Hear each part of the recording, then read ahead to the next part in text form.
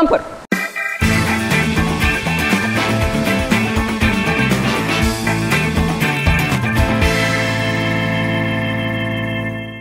Kembali lagi di konten PBDL, pikirin yang dulu, bahas yang lalu. Dan sebelum saya masuk pembahasan, saya ingin disclaimer bahwa suaranya agak sedikit rancu karena pada saat take video ini hujan deras. Dan juga saya ingin berterima kasih kepada para bos-bos saya di Magnificent Network karena telah menyediakan setup yang sangat bagus ini dan beda dari konten yang lainnya. Dan kembali lagi yang kedua kalinya. Di episode kali ini saya akan membahas apa yang saya mimpikan tadi di pertama. Ya, seperti yang kalian tahu sebelumnya di episode sebelumnya, apabila kalian belum nonton, kalian bisa nonton, link ada di deskripsi. Maaf. Kalian lihat tulisan di depan? Ya, karena ini adalah arahan dari bos saya. Jadi jika kalian ingin menaruh sesuatu atau memasang iklan di sini, silakan hubungi kontak person yang ada di bawah, dan kalian juga bisa DM ke Instagramnya langsung. Apapun produk itu, kalian produk kecantikan, makanan, kopiah, dan narkoba. Oke, lanjut. Pada episode kali ini saya akan membahas, tentu saja saya akan membahas negara tetangga dari episode sebelumnya, yaitu Palestina. Saya tahu mereka sangat akur ya. Dulu, tapi akhir-akhir ini tidak akur karena kalian sudah lihat di pemberitaan beberapa bulan yang lalu tentang roket Hamas yang diluncurkan ke Israel, dan roket Israel yang diluncurkan ke Palestina. Itu sangat-sangat disayangkan ya, perang yang terjadi dari beberapa tahun yang lalu. Seperti yang kalian lihat, Palestina, apakah itu Palestina dan apa hubungan mereka dengan Israel? Dari dulu maksudnya ya, karena kita akan membahas Palestina dari sudut pandang historis pada kali ini. Jadi kita mulai dari beberapa abad ke belakang. Palestina dulunya dikenal sebagai Kanaan. Ya, seperti yang saya jelaskan di video sebelumnya, di tanah yang ditempati orang-orang Yahudi juga dulunya bernama Kanaan. Kanaan ini apa? Kanaan itu adalah orang-orang yang tinggal di daerah bagian barat Asia dan di bagian pantai timur Laut Tengah. Maka dari itu daerahnya disebut dengan Kanaan. Itu dulu.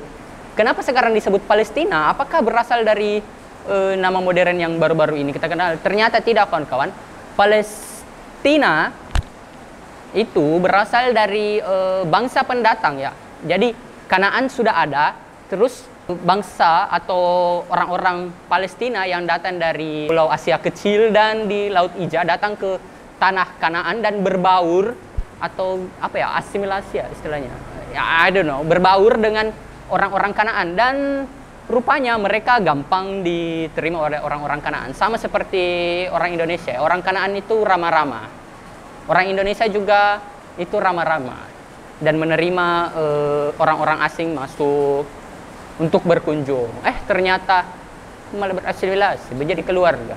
Jadi orang Kanaan memberikan nama tanah tersebut atau nama daerah tersebut sesuai dengan nama orang-orang yang datang tadi, itu Palestina atau Palestina. Mengenai batas-batas geografi dari daerah Palestina, dulunya batas-batas tersebut tidak diketahui secara konkret. Ya, bentuknya seperti ini, tanpa ada batas-batas yang pasti dan diberikan oleh sejarawan ya. Tidak ada yang konkret. Sebelum masa kolonisasi Inggris pada tahun 1923 sampai 1930, dan bentuk batasnya seperti ini. Tetapi yang jelas, walaupun wilayah Palestina itu sempat melebar dan menyempit, wilayah secara umum wilayahnya tidak berubah-ubah, tetap di situ ya, tetap di bagian timur timur Laut Tengah dan di dekat Laut Mati, dan bagian barat benua Asia ya, tetap di bagian sini, tidak ke sana dan tidak kemana-mana. beberapa tahun setelahnya daerah di sana aman-aman aja dan dilewati pada perang salib pertama, kedua, dan ketiga. Dan kita akan melompat langsung ke Perang Dunia Pertama. Bagaimana keadaan Palestina pada saat Perang Dunia Pertama? Pada saat sebelum berakhirnya Perang Dunia Pertama, secara resmi dikuasai oleh Ottoman Empire. Gambar anta. Tapi kalian pasti tahu kan bahwa Ottoman itu akan kalah di dalam Perang Dunia ke-1 dan hak-hak atau tanah yang dimilikinya mandatnya akan diserahkan ke Inggris. Jadi Inggris yang sempat menguasai Palestina setelah Perang Dunia Pertama, setelah Inggris menang. Dan apa yang diharapkan Inggris? Inggris sebagai bentuk rasa terima kasih ya, saya pikir, kepada kaum-kaum Yahudi, berjanji untuk menyediakan tanah bagi orang-orang Yahudi di Palestina. Dan perjanjian tersebut dituangkan pada deklarasi Balfour yang ditandatangani oleh Menlu Inggris James Balfour. Tetapi Inggris, si pemenang Perang Dunia Pertama, kekuasaan kita, negara yang pernah menguasai 30% dunia, sebelum berjanji kepada Yahudi untuk menyerahkan tanah Palestina, pada tahun sebelumnya, pada tahun 1916, Inggris sempat berjanji ke Perancis untuk membagi dua wilayah Palestina untuk dirinya sendiri dan untuk Perancis. Seperti ini kira-kira gambarannya. Dan pada tahun sebelumnya lagi, pada tahun 1915, Inggris juga sudah berjanji kepada penguasa Mekah, yaitu Syarif Hussein. Apa yang dijanjikan kepada Syarif Hussein? Inggris menjanjikan Syarif Hussein untuk memerintah beberapa negara-negara Arab asalkan Syarif Hussein melakukan pemberontakan untuk melawan Turki. Tetapi pemberontakan tersebut dengan gampang ditumpas oleh Turki sendiri, jadi pemberontakannya Syarif Hussein gagal ya. Jadi secara tidak langsung Inggris telah berjanji kepada beberapa pihak, yaitu kepada Yahudi, kepada Perancis, kepada penguasa Mekah, Syarif Hussein, dan kepada dirinya sendiri. Ini adalah taktik yang luar biasa bagi negara-negara yang sudah menguasai negara lain ya. Jadi hobi kolonisasi. Iya. Beberapa waktu setelah berakhirnya Perang Dunia Pertama, Inggris mendirikan koloni di Palestina dengan gagasan bahwa Palestina belum bisa memerintah sebuah negara. Jadi setelah Inggris mengkolonisasi Palestina, Inggris mendirikan lembaga-lembaga terpisah antara Kristen, Islam, dan agama-agama lainnya. Dari strategi tersebut, Inggris dapat dengan mudah memecah belah umat-umat beragama yang ada di Palestina. Dan umat-umat beragama juga gak susah untuk bersatu melawan kolonisasi Inggris dan menjadi sebuah negara merdeka. Untuk menghormati deklarasi Balfour antara Inggris dengan Yahudi, Inggris menyediakan fasilitas yang memadai bagi orang-orang Yahudi yang ingin datang ke Palestina. Antara tahun 1920 sampai 1930, populasi Yahudi di Palestina meningkat sampai dengan 320.000 jiwa atau orang. Ya, bahkan pada tahun 1938, populasi Yahudi di Palestina selisih 30% dengan populasi orang-orang asli Palestina ya. Jadi misalkan populasi Palestina ada 50%, sedangkan populasi Yahudi ada 30% di Palestina pada saat itu. Populasi tersebut tumbuh dengan strategi orang-orang Yahudi untuk membeli tanah-tanah kosong milik orang Arab non-Palestina. Setelah mereka membelinya, mereka mengusir atau memecat orang-orang Palestina yang tinggal dan bekerja di sana. Dengan praktek-praktek seperti ini, Yahudi berharap bahwa ini dapat menciptakan lingkungan yang aman bagi orang-orang atau masyarakat Yahudi di Palestina. Tetapi sebaliknya bagi orang-orang Palestina, mereka menganggap bahwa ini adalah pengambil alihan tanah yang menurut mereka tidak terlalu etis ya, karena mereka hanya memperkerjakan kaum-kaumnya saja dan mengusir orang-orang asli Palestina. Hal tersebut memicu ketegangan di antara kedua kubu pada tahun 1920 sampai 1930-an. Sepanjang waktu berjalan, Palestina mulai menganggap diri mereka sebagai bangsa dan sudah muncul rasa-rasa nasionalisme di antara masyarakat Palestina. Jadi pada tahun 1936 mereka berencana untuk melawan atau mengusir Inggris dari tanah Palestina. Tetapi tentu saja teman kita Inggris itu sangat kuat dan sangat hebat ya, sangat licik.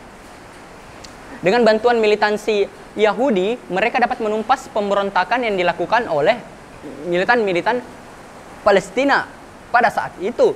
Tetapi setelahnya Inggris menandatangani sebuah perjanjian di atas di surat bahwa untuk membatasi orang-orang Yahudi yang ingin datang ke Palestina dan juga untuk membentukan kedua negara Arab, yaitu negara Palestina dan negara Yahudi yaitu Israel dalam waktu 10 tahun. Hal ini tentu saja membuat kaum Zionis Yahudi itu agak kesal ya. Agak kesal karena pelarangan tersebut akan mencegah orang-orang Yahudi dari Eropa untuk masuk ke Palestina, apalagi orang-orang Yahudi yang memang harus keluar dari Eropa dan di negara-negara lainnya. Dan di sisi lain, Palestina juga tidak mau menunggu negara dalam 10 tahun. Dan setelah itu meletuslah Perang Dunia Kedua.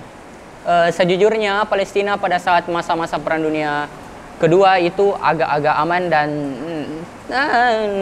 nothing special, jadi agak aman-aman aja. Tetapi setelah Perang Dunia berakhir, Inggris menganggap bahwa koloni-koloni seperti Palestina akan sangat menyusahkan ketika mereka marah. Jadi Inggris menyerahkan masalah Palestina ke PBB. Jadi setelah diserahkan kepada PBB pada tahun 1947, PBB membagi wilayah Palestina menjadi dua. Ada negara Arab Palestina dan negara Yahudi Israel, seperti gambar di sebelah saya ini. Ya, dengan ukuran yang menurut saya bisa dikatakan cukup adil lah. Setahun setelah PBB mengambil alih masalah Palestina pada tahun 1948, pecah perang antara Israel dan koalisi negara-negara Arab. Setelah PBB mengambil alih masalah Palestina dan Israel, setahun kemudian pada tahun 1948 pecah perang antara Israel dan koalisi negara-negara Arab. Dan surprisingly, secara mengejutkan, Israel menang. God damn. Negara-negara Arab, come on. Sesuai usulan PBB, Israel menduduki sepertiga lebih tanah yang diusulkan oleh PBB pada tahun sebelumnya. Dan negara-negara Arab, yaitu Jordan, menguasai tepi barat dan kota tua Yerusalem. Sedangkan Mesir menguasai jalur Gaza. Setelah perang tersebut mengakibatkan banyak dan ini menjadi titik kemunduran. Setelah perang tersebut, banyak warga-warga Palestina yang mengungsi ke negara-negara Arab di sekitarnya. Ada sekitar 700.000 warga Palestina yang mengungsi ke negara-negara Arab lainnya. Bagi Israel ini adalah langkah awal bagi negara mereka. Sedangkan bagi Palestina ini adalah Nakbah. Apa itu Nakbah? Ini dia. Dan mereka menjadi stateless. Selama 18 tahun kemudian setelah perang tersebut tidak ada perubahan teritorial dan Palestina tetap begitu-begitu saja ya. Tetapi pada tahun 1967 pecah lagi perang antara Israel dan koalisi negara-negara Arab. Dan saya berharap negara-negara Arab, come on lah, kalian ini banyak. Israel itu cuma sendiri. What the fuck's happened? Perang ini disebut Six Days War. Six Days War. Kenapa disebut Six Days War? Karena perang ini berlangsung selama 6 hari. Kayak full day school. Dan surprisingly again, Israel berhasil memenangkan perang tersebut. Israel dengan mudah beach slap negara-negara Arab. Israel berhasil menguasai jalur Gaza, tepi barat, semenanjung Sinai, dan daratan tinggi Golan. Setelah hal tersebut, PBB mengeluarkan resolusi 242, yaitu menjadi kerangka dasar untuk perdamaian antara Israel dan beberapa negara-negara Arab termasuk Palestina. PBB tidak berhasil dan resolusi 242 tidak berjalan sesuai yang diharapkan. konflik antara Israel dan negara-negara Arab menyempit menjadi konflik antar Israel dan Palestina. Dan perlu kita catat teman-teman bahwa tidak semua Muslim adalah Arab, dan tidak semua Arab adalah Palestina. Tidak semua Palestina adalah Muslim. Di Palestina juga hidup umat-umat lain seperti umat Kristiani dan agama-agama lainnya. Misalnya banyak orang Kristen yang bergabung di PLO atau Organisasi Pembebasan Palestina. Ini dia, yang dibentuk pada tahun 1964 oleh Yasser Arafat. Organisasi tersebut bertugas untuk mengawasi gerakan-gerakan gerilya yang menyerang warga-warga sipil, dan juga mereka menggunakan pendekatan diplomatis untuk membentuk atau mencapai kemerdekaan Palestina. Pemerintah Israel mulai membangun pemukiman-pemukiman warga sipil di jalur Gaza, tepi barat, dan Yerusalem Timur. Ada sekitar 350.000 warga sipil yang tinggal di tepi barat dan 200.000 yang tinggal di Yerusalem Timur. Menurut hukum internasional, hal tersebut adalah ilegal. Tetapi dengan cerdik bahwa Israel mengatakan bahwa pemukiman-pemukiman tersebut tidak benar-benar ilegal karena Palestina bukan benar-benar sebuah negara. Pada akhir tahun 1980-an, Palestina meluncurkan Intifada pertama, yang secara harfiah berarti Intifada tersebut dilakukan dengan memboikot produk-produk dan jasa Israel serta menolak membayar pajak-pajak kepada Israel.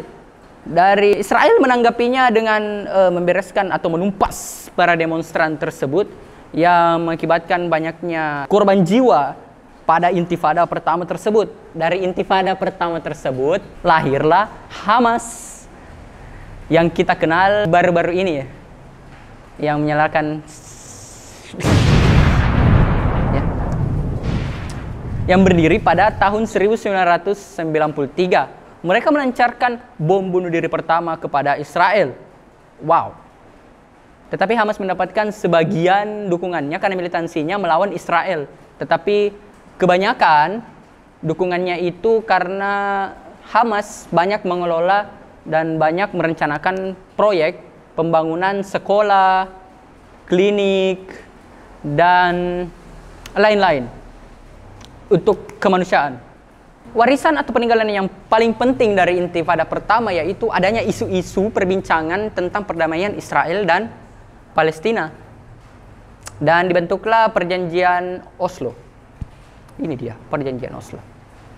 Ada banyak masalah-masalah yang perlu kita selesaikan untuk mengesampingkan perdamaian tersebut.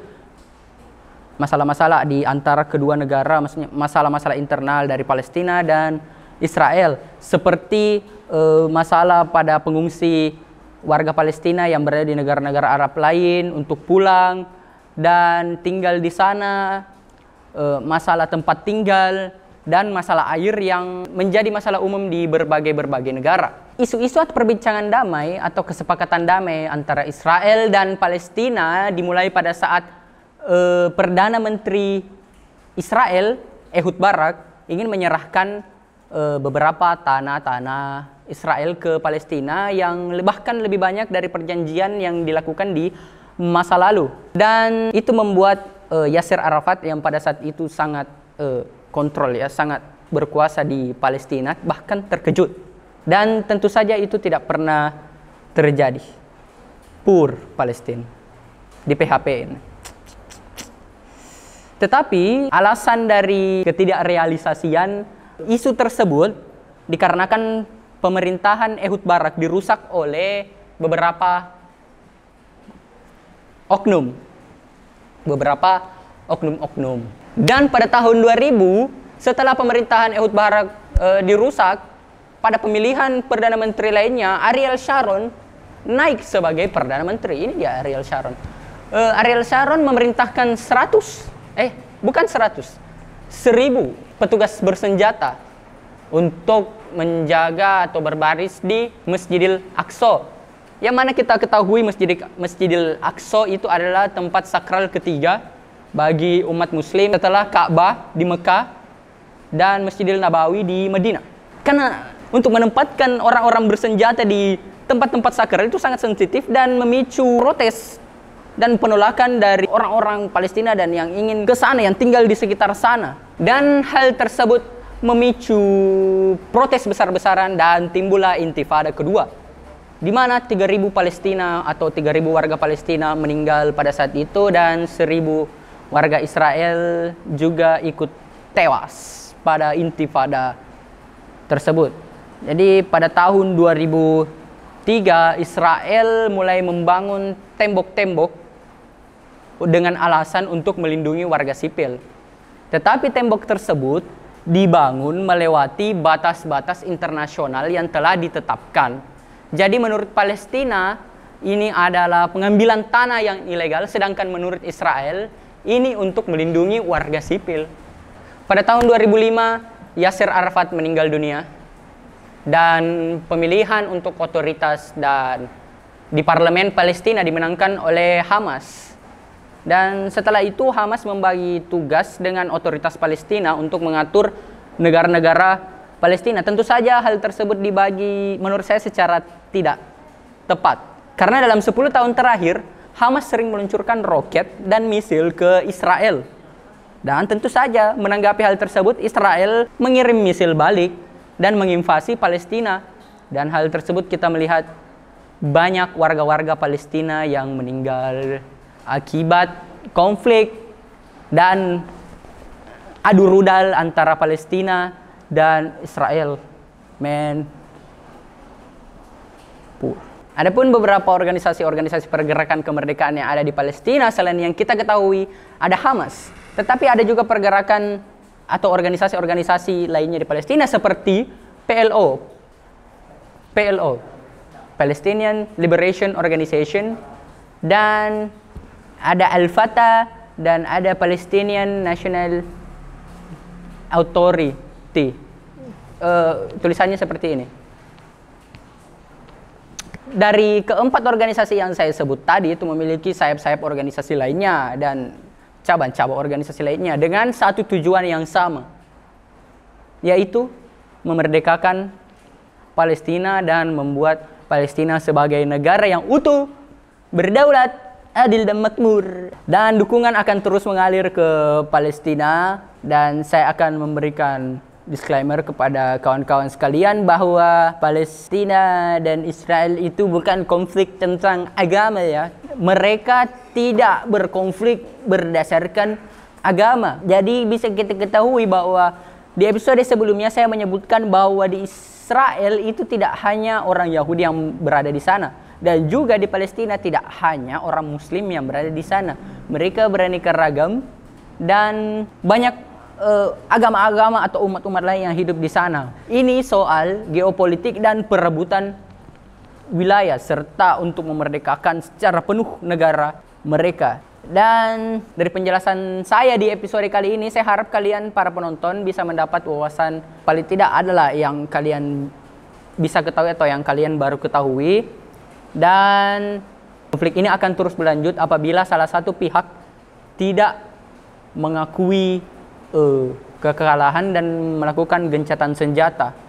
Karena menurut saya perang, di mana-mana perang itu adalah kreasi terburuk dari umat manusia. Jadi perang itu tidak enak, kawan-kawan, itu tidak baik dan tidak menyenangkan seperti yang ada di game-game, di film-film yang selalu Anda saksikan. Jadi jangan berharap perang atau ikut perang itu tidak enak sama sekali. Karena perang itu bisa menyebabkan dampak-dampak atau bencana-bencana lainnya yang lebih besar, seperti kelaparan, kemiskinan, krisis ekonomi, krisis air, makanan, tisu toilet, dan lain-lain.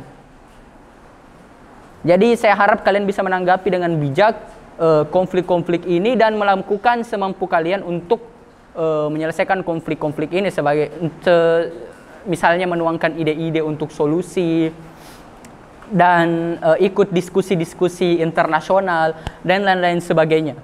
Terima kasih telah menyaksikan episode kali ini dan nantikan episode terakhir dalam trilogi Israel Palestina di Magnificent Network. Jangan lupa subscribe jangan lupa like dan share komen dan share ke teman-teman kalian apabila kalian anggap ini sangat berguna dan sangat berinspirasi.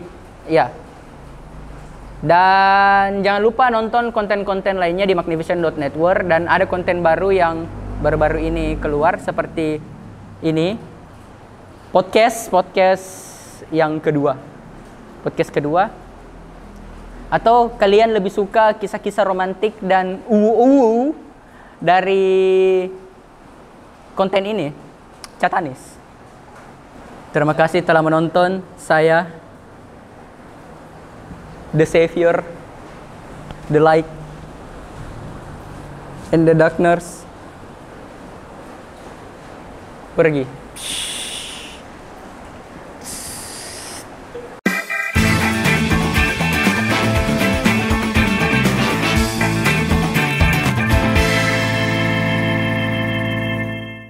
Ini dia adalah, kalian selalu biasa lihat dia di konten-konten andalan kami, yaitu podcast, ya, dan bersama rekan-rekannya juga, ya. Mereka ini adalah yang the best lah.